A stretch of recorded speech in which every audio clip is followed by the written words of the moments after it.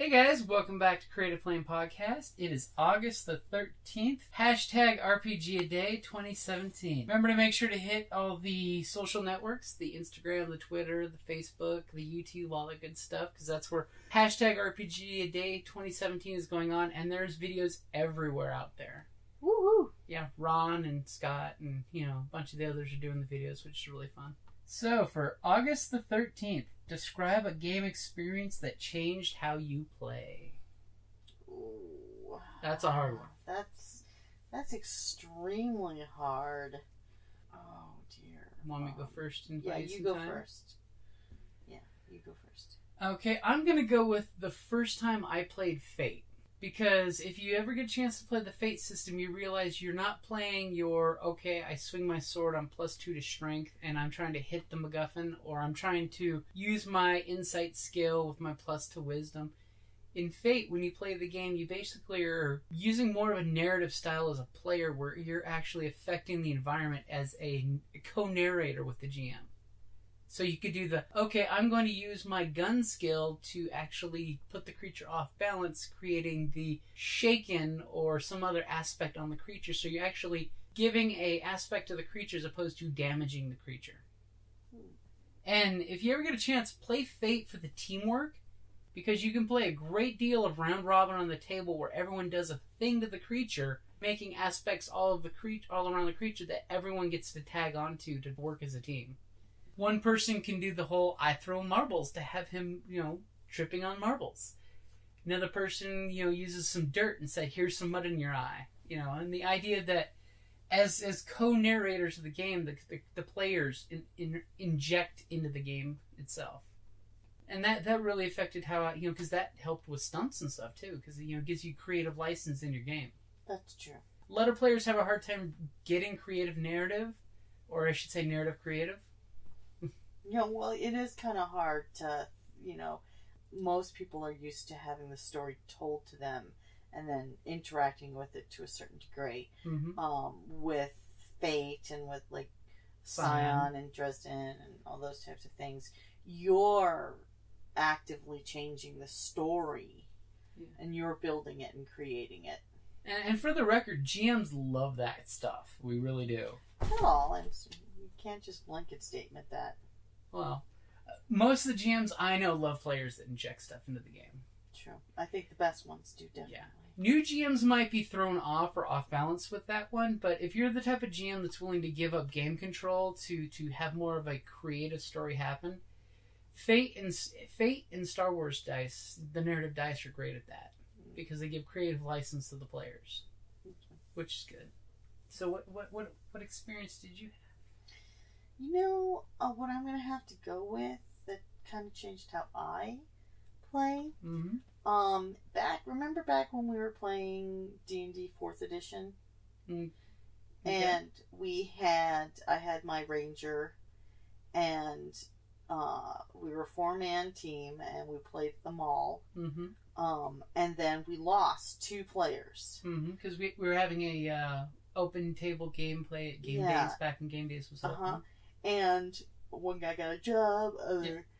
And so him and his wife had to drop from the group. Yeah, so instead of I 2-boxed.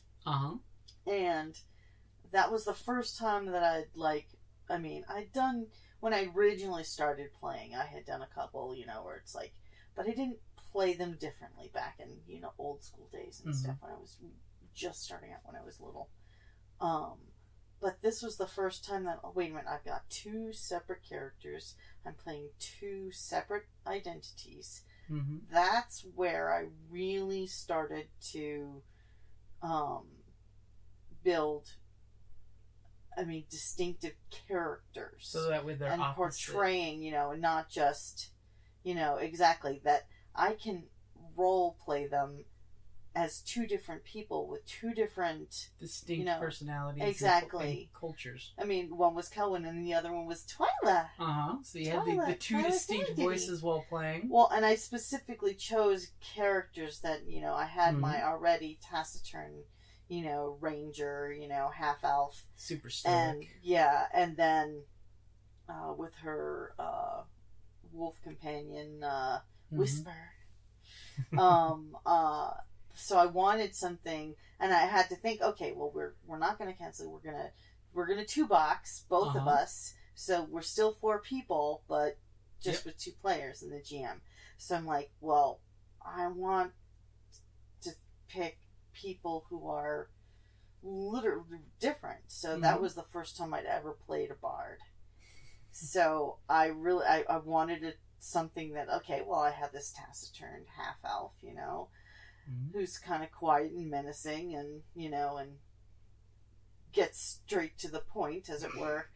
Then I'm like, okay, I'm gonna do this fun bard, silly, kind of halfling character that like storytelling, and and talks really fast, and like, and then there was this time that it's like, I once had this cousin, because of course she's got lots of cousins, big halfling families. Yes, so that was the first time, and ever since then, when I create characters, I try to give them an identity. I think that's one of the reasons why I like 5th edition so much now, is because it builds a background. Creation. Exactly.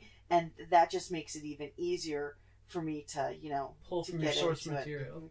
And of course, being an identical twin, true. I like doing an accent if my sister's around, just because it makes it easier to distinguish. Because sometimes our voices can be exceedingly similar. So, and that just reinforces the role playing, in my opinion. Because for those who don't know, Carrie and Kelly happen to be twins. Yeah, you just swap the double letter in our name. Yeah. All right, guys. So that describes a game experience that changed how we play. So I hope you guys enjoyed. And by the way, feel free to share what your game experiences are that changed the way we play. Because I know everyone's got a thing and a story that changed, how they play. Because, we grow, we learn, we pick up new skills, we shave off bad habits. We sometimes learn new bad habits. So hey guys, I hope you enjoyed it, and have a good #RPGaDAY. Thank you for listening. Hi, this is Kelly, aka Trixie from Ragnarok and Roll, a Scion to Ragnarok story, and Tilda Wimblewick from D&D Journey of the 5th Edition. First off, I would just like to say thank you to everyone for listening to our varied adventures, as well as for rating us on iTunes and RPGpodcast.com. If you haven't rated us yet, we would greatly appreciate it if you could. And if you're looking for more ways to support our efforts, we are now on Patreon, a great site where you can help us continue making more podcasts, as well as some special surprises for our patrons. If you can, please look us up at www.patreon.com/cppn. Every little bit helps. And again, thank you for listening.